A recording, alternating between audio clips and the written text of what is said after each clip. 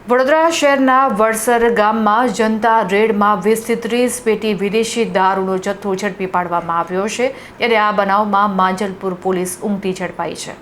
વડોદરા શહેરના માંજલપુર પોલીસ મથકની હદમાં આવતા વડસર ગામ ખાતે સ્થાનિક નાગરિકોએ સપાટો બોલાવ્યો હતો।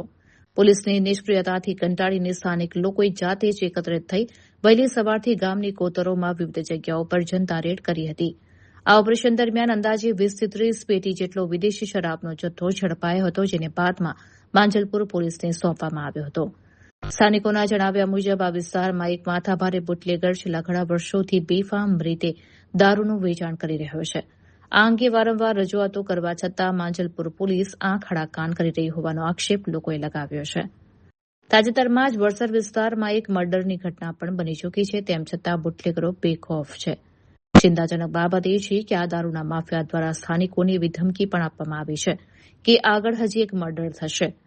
આવા ગુંડા તત્વોના વધતા આતંક અને ખુલ્લેઆમ મળી રહેલા દારૂના જથ્થાને પગલે સ્થાનિકોએ વડોદરા શહેરની કાયદો અને વ્યવસ્થાની સ્થિતિ સામે ગંભીર સવાલો ઉઠાવ્યા છે। નાગરિકોએ આક્રોશપૂર્વક જણાવ્યું કે જે કામ પોલીસે કરવાનું હતું તે કામ આજે જનતાએ કરવું પડ્યું છે।